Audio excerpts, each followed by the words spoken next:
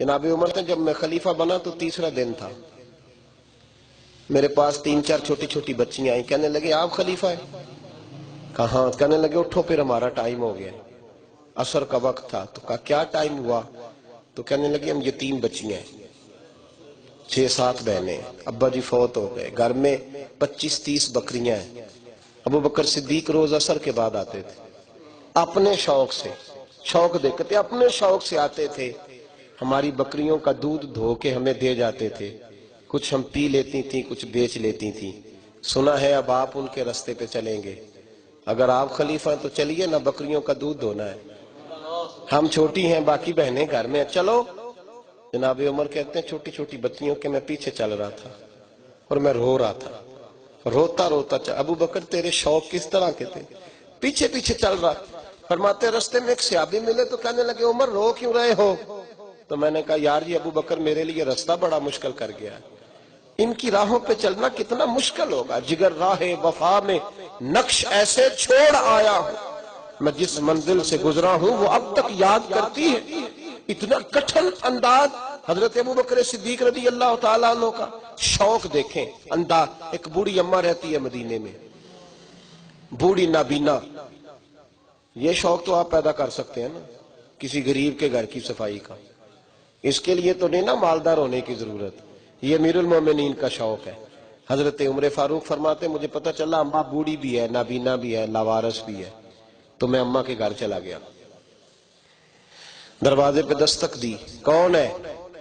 تو میں نے کہا میں خطاب کا بیٹا عمر ہوں، پتہ چلا آپ کا کام کرنے والا کوئی نہیں، میں روز آیا کروں گا، برتن دھو جایا کروں گا، جھاڑو دے دوں گا، تازہ پانی بھر کے لا دوں گا، تو مجھے موقع دے دیجئے۔ تو اماں کہنے لگی بیٹے نہیں، ایک بندہ 3 سال سے آ رہا ہے یا 2 سال سے آ رہا ہے، وہ سارے کام کر جاتا ہے، وہی صحیح ہے مجھے۔ تو حضرت عمر کہتے ہیں میں نے کہا اماں اس نے بھی کام کرنا ہے، میں نے بھی کام کرنا ہے، فرق کیا ہے؟ تو اماں کہنے لگی بیٹے فرق تو بڑا ہے نا، وہ 3 سال سے آ رہا ہے، میں پوچھتی ہوں تیرا نام کیا ہے تو وہ بتاتا ہی نہیں، میں نابینی ہوں، پوچھتی ہوں تیرا نام کیا ہے تو وہ کہتا ہے اماں کام صحیح کرتا ہوں کہ نہیں، نام پوچھ کے کیا کرو، 3 سال سے نام نہیں اس نے بتایا اور تو پہلے دن ہی آ کے کہتا ہے میں خطاب کا بیٹا عمر ہوں، تو فرق تو بڑا ہے نا، وہی صحیح ہے۔ تو جناب عمر فرماتے ہیں میں نے کہا میں نے بھی آج ڈھونڈنا ہے یہ کون ہے۔ فرماتے ہیں میں سارا دن تو تلاش کرتا رہا، وہ کوئی نہ آیا، عشاء کے بعد بھی کوئی نہ آیا، میں نے کہا رات بیدار رہنا پڑا تو دیکھوں گا۔ اماں کے گھر کے سامنے جھاڑی میں چھپ کے بیٹھا تھا، وہی ہوا جس کی امید تھی۔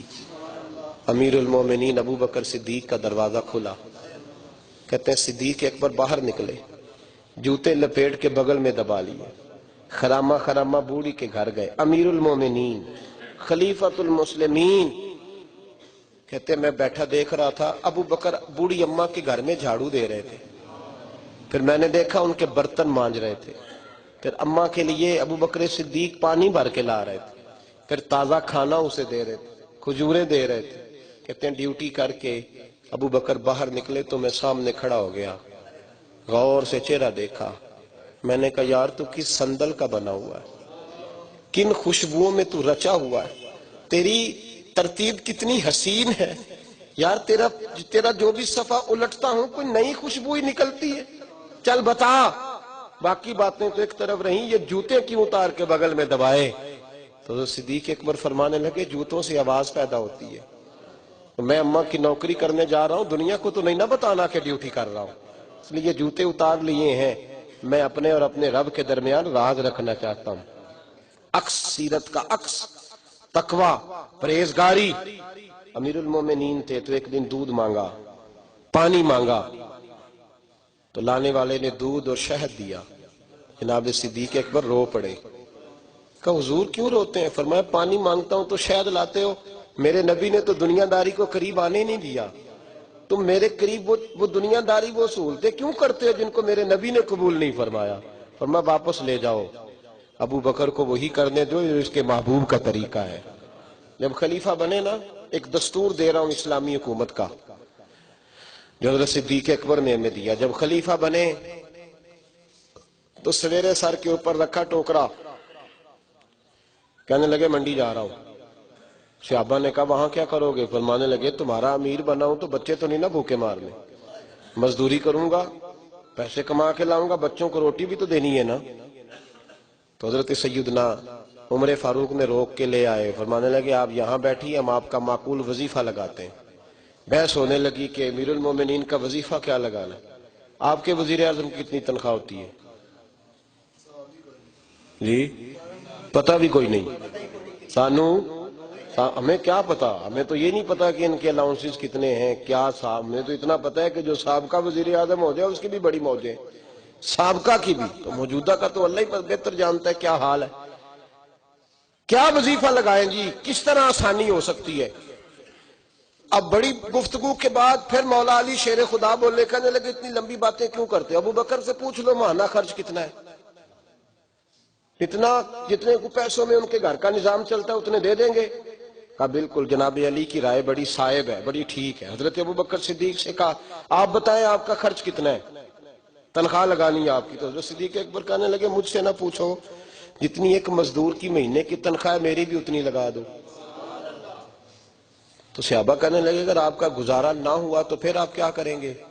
तो हजरत सिद्दीक अकबर फरमाने लगे फिर मैं मजदूरों की तनख्वाहों में इजाफा कर दूंगा, जब उनका गुजारा होगा तो मेरा भी हो जाएगा।